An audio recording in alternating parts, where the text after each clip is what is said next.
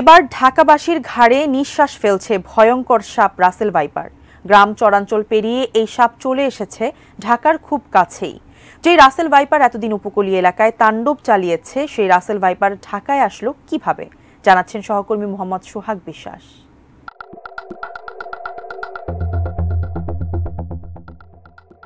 রাজধানী ঢাকার কাছেই মানিকগঞ্জের কিছু এলাকায় গত ৩ মাসে বিষধর রাসেল ভাইপারের সাপের কামড়ে অন্তত ৫ জন মারা গেছেন। সরকারি কর্মকর্তারা এ তথ্য জানিয়েছেন। রাসেল ভাইপার সাপ বাংলাদেশে চন্দ্রবোড়া বা উলুবোড়া নামেও পরিচিত। বাংলাদেশে যেসব সাপ দেখা যায় সেগুলোর মধ্যে এটি সবচেয়ে বিষাক্ত বলেই বিশেষজ্ঞরা বলে থাকেন। এর আগে ২০২১ সালে দেশের উত্তর পশ্চিমাঞ্চলের কয়েকটি এলাকায়, বিশেষ করে পদ্মা তীরবর্তী কয়েকটি জেলা ও চরাঞ্চলে এই সাপের কামড়ে ২ জন নিহত হয়েছেন, বেশ কয়েকজন আহতও হয়েছেন। এই ঘটনা বেশ আলোচনার জন্ম দিয়েছিল। গত কয়েক মাসে এই সাপের কামড়ে অসংখ্য মানুষের মৃত্যু হয়েছে।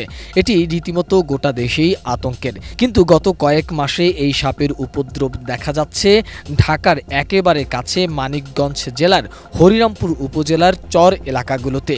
এ থেকে আতঙ্ক ছড়িয়ে পড়ছে ঢাকার মধ্যে ঢুকে পড়তে পারে এই রাসেল ভাইপার সাপ। মূলত ২০১৩ সাল থেকে এই সাপটি বেশি দেখা যাচ্ছে। পদ্মার চরাঞ্চল থেকে শাখা ও উপনদী ধরে কচুরিপানার সাথে এগুলো পাশের এলাকাগুলোতে যাচ্ছে। মানিকগঞ্জের চরে এভাবেই সাপগুলো ভেসে এসেছে বলেও মনে করা হচ্ছে। হরিরামপুরের লেসরাগঞ্জ ইউনিয়ন পরিষদের কাঞ্চনপুর ও ফরিদপুর সদর উপজেলার চরে সেলিমপুর এলাকায় সবশেষ সাপটির কৃষকদের দৃষ্টিতে এসেছে। ২০১৩ সাল থেকে ২০১৬ সাল পর্যন্ত বাংলাদেশের বিভিন্ন এলাকায় ২০টি রাসেল ভাইপার দংশনের ঘটনা বিশ্লেষণ করে এর একটি গবেষণা ফল ২০১৮ সালে প্রকাশিত হয় journal of the Asiatic society বাংলাদেশে। 100% কপার কন্ডেন্সারে তৈরি ভিশন ফ্রিজ, তাই গুণে মানে অটুট থাকে বছরের পর বছর। এছাড়া ২০১৪ ও ২০১৫ সালে উত্তর পশ্চিমাঞ্চলের কয়েকটি চর এলাকায় বিভিন্ন জায়গা থেকে উদ্ধার করা অন্তত ৫টি রাসেল ভাইপার সাপ অবমুক্ত করা হয়েছে। সে সময় এই গবেষণায় উঠে আসে যে বাংলাদেশের ৬৪টি জেলার মধ্যে ১৭টি জেলাতেই রাসেল ভাইপারের উপস্থিতি রয়েছে।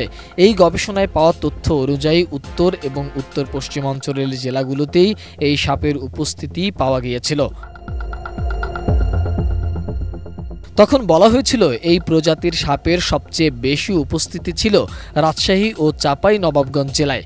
যদিও এই সাপের উপজাতিটি বাংলাদেশ থেকে বহু বছর আগে বিলুপ্ত হয়ে গিয়েছিল বলেই ধারণা করা হচ্ছিল, কিন্তু গত ১০ থেকে ১২ বছর আগ থেকে আবারও এই সাপের কামড়ের ঘটনাগুলো বারবার দেখা যাচ্ছে। ঘন ঝোপঝাড় আর পরিত্যক্ত জমি অপেক্ষাকৃত কমে যাওয়ায় এই সাপ কৃষি জমিতেই থাকে, যার ফলে যারা মাঠে কৃষিকাজ করতে যান তারা রাসেল ভাইপারের দংশনের সবচেয়ে বেশি শিকার হচ্ছে। এছাড়া বর্ষাকালে নদীর পানি বাড়ার ফলে ভারতের নদ নদী থেকে ভেসেও এই সাপ বাংলাদেশে প্রবেশ করতে পারে বলেও ধারণা করা হচ্ছে।